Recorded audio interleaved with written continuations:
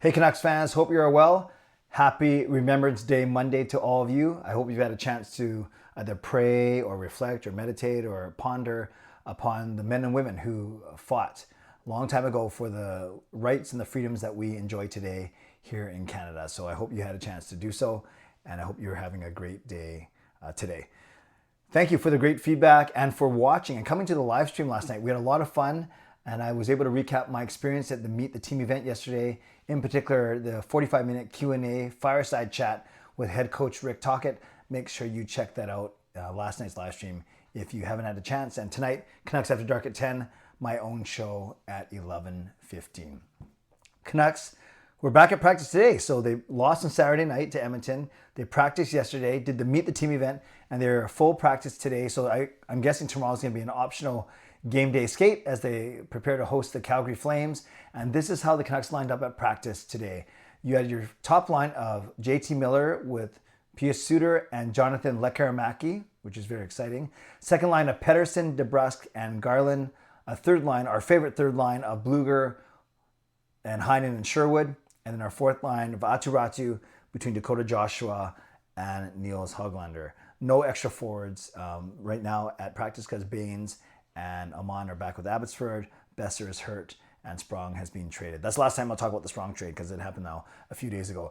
Hughes Hronek, Susie Myers, Brannstrom Desharnais, Noel Juleson as the extra defenseman, and all three goaltenders on the ice today. So let's talk about these. No, let me talk about the power play practice, and then we'll talk about these lines itself. Then power play one was the same five guys. It was Hughes up top, Miller and Pettersson on the flanks, Suter in the bumper spot, and then Garland at net front. And then the second unit was Sherwood at the net front, who I think is a great idea. Philip Hronek on the blue line, and then Lekkerimäki on the left, DeBrusk on the right, and then Danton Heinen in the bumper spot. We know that the second unit doesn't get a lot of play, but they're very direct, and they just got to make things happen in maybe 30 or 40 seconds as opposed to the minute 10, minute 20 that the top unit gets. So no surprises on the power play units. First unit still the same. Second unit trying to mimic the first unit in right-hander in front of the net, Sherwood, Garland. Then actually Lekkerimäki is a righty too. So that's the difference, is on the second unit, Lekkerimäki is on the left flank, whereas Miller is on the left flank on the first unit. Then you have a left-handed guy in the bumper, Suter and Heinen. Then a lefty on the other side, Pettersson and DeBrusk. And then Hronek at the back end. Doesn't matter what hand the defense is. The defenseman is as the power play quarterback. Now, interesting nuances in these lines, the forward lines.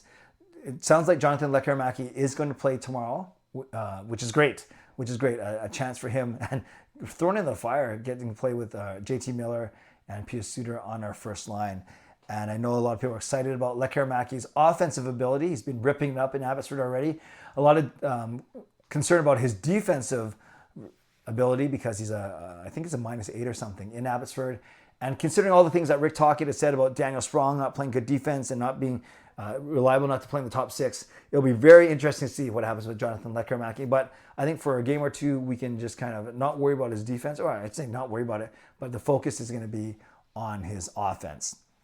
The other thing, Dakota Joshua, even though he took a regular line rush in the practices with Aatu and Niels Höglander, Rick Tocchet did say that he will not play on Tuesday night, so the Canucks will have to call up a forward. And my guess is that's Baines instead of Niels Amon. You don't need Niels Amon here if Aatu is already playing center. So my guess is they're going to call up Arshdeep Baines, and you'll see a fourth line of Ratu, Höglander, and Baines, and not Joshua. So here's a couple things that Rick Tocchet said in his media availability after the practice.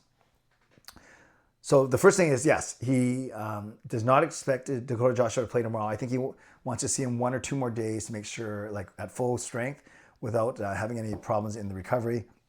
So yes, expect a forward to be called up tomorrow. And my guess indeed is it's going to be Arshdeep Baines as opposed to Niels Amon, but that's just my guess. Also, relatively good news when it comes to Brock Boeser. Rick Tocchet said Brock Boeser is day-to-day. And of course, day-to-day can morph into week-to-week and hopefully not month-to-month. But usually, if it's going to be longer than at least a week, they'll already start with week-to-week.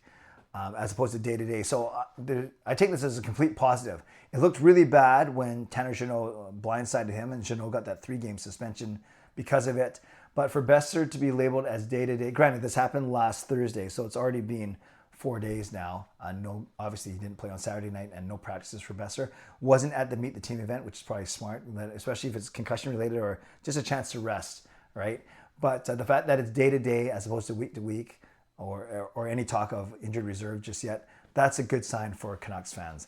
The other thing that Tocchet mentioned as well, interesting, is he said he did not like going with 11 forwards and 7D. Well, neither did any of us, because with the 11 forwards and the 7D, it was hard to find a proper flow with the 3D pairings, because now you had 7 guys for 6 spots, and then you didn't have 4 full lines. You had to kind of erect the flow of that as well.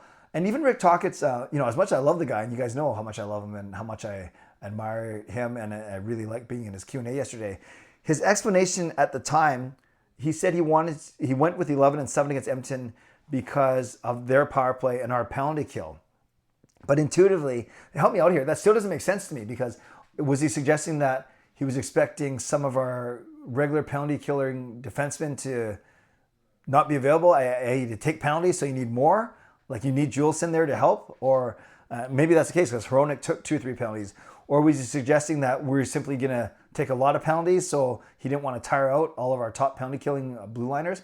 That doesn't make sense either. That's not the best game plan. So help me out, Canucks fans. I'm not making a big deal of this, but I'm truly curious. Why do you think Rick Tocchet said he went with 11 and 7 because it would help? He said specifically it would help the Canucks penalty kill. I've fleshed it out. I've thought it out. I don't see how that happens, how that works, but you guys, a lot of you are a lot smarter than I am. Let me know what you think he meant by that. But regardless, I don't think we're going to see it ever again under Rick Tocchet. He said he didn't like it, and he also said that to us during the fireside chat, yesterday's meet and greet.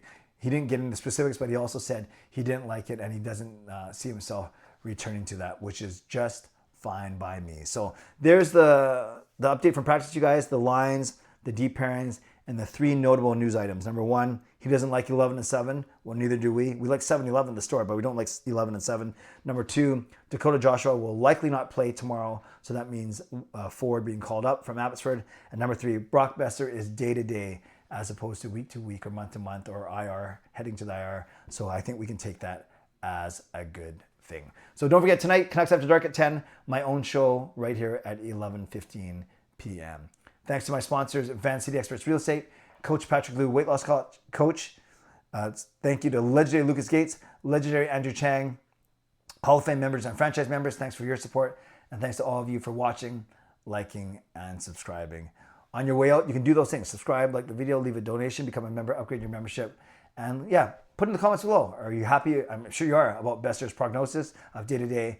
And explain to me why 11 and 7 defensemen helps with the penalty kill, aside from the obvious of just more different bodies and more looks, more options back there. But why do you do that if the options aren't particularly great? I don't know. Let me know in the comments below. I'd love to know your thoughts. Stay safe, stay healthy, take care of yourselves, and take care of each other. God bless, and go Canucks go.